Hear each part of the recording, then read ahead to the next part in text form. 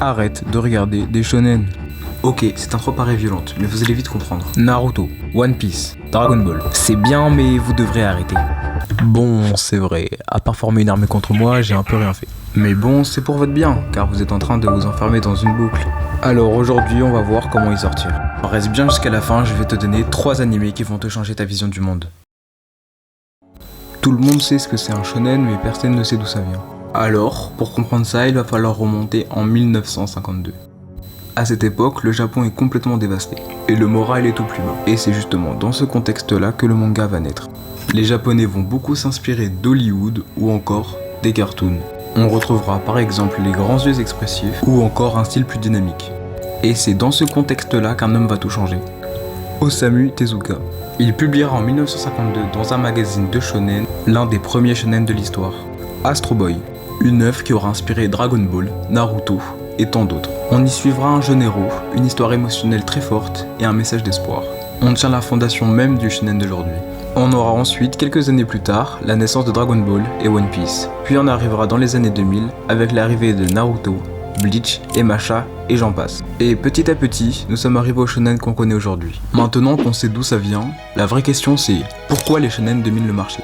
Déjà, faut être honnête, les shonen sont hyper faciles à regarder. L'intrigue est très forte et te donne envie de connaître la suite. Et puis on va pas se mentir, quand tu regardes ça pour te détendre, pour t'amuser ou juste pour passer un bon moment, ça marche. Mais bon, il y a un facteur en plus, l'argent. Parce que oui, si les shonen dominent autant, c'est pas seulement parce qu'ils sont cool. Sinon, j'aurais plus d'abonnés. Entre les figurines, les jeux vidéo, les vêtements et bref. Donc oui, ça rapporte. Mais à côté de ça, on a aussi la durée. Naruto, plus de 700 épisodes. One Piece, on est tranquille au-dessus des 1000 épisodes. C'est quoi cette merde? Donc ouais, ça dure. Mais plus ça dure, plus tu t'attaches et tu grandis avec. Tu les vois galérer, perdre, se relever. Et sans t'en rendre compte, tu t'attaches à eux. Du coup, même quand c'est moyen, tu continues de regarder. Parce que tu as trop investi de temps pour lâcher maintenant. Alors qu'à côté, il y a des masterclass qui attendent juste de découverte. Je vais certainement me mettre dans la sauce en disant ça, mais arrêtez de regarder uniquement des shonen. Parce que oui, les shonen c'est bien, mais quand tu te limites seulement à ça, tu te bloques dans une structure très simple. Je suis faible, je m'entraîne, je combats, je gagne. Et ce cycle se répète encore et encore, avec juste des ennemis de plus en plus forts. La première fois, c'est excitant, mais à force, ça devient prévisible, répétitif et ennuyant. Et se limiter à ça, c'est se priver de tout ce que l'animation japonaise a vraiment à nous offrir. À cause de ça, énormément d'œuvres, pourtant incroyables, passent complètement à côté de toi, sans que tu t'en rendes compte.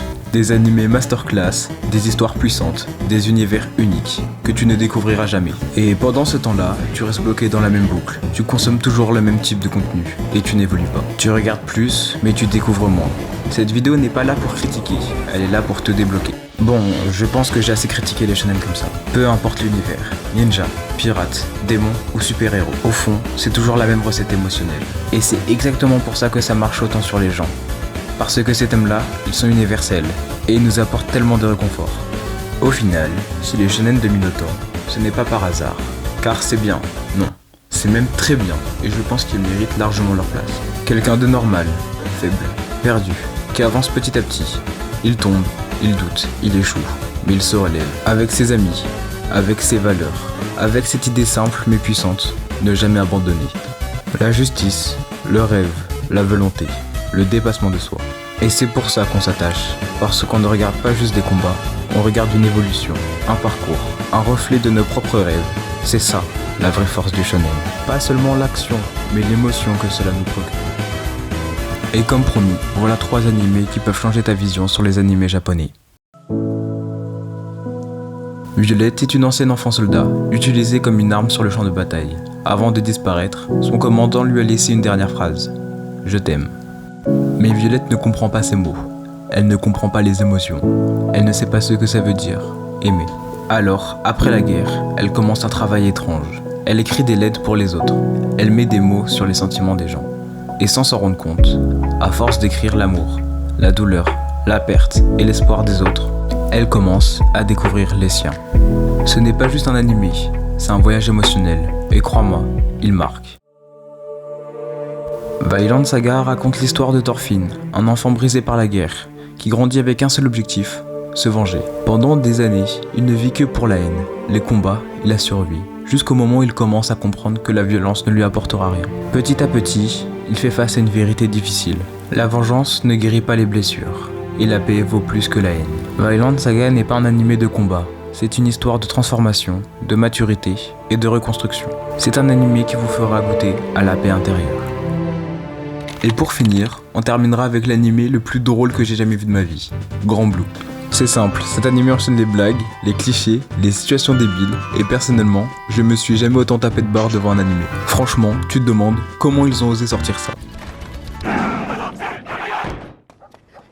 Si tu veux juste te poser, te détendre et passer un vrai bon moment, je te le recommande très fort, très très fort.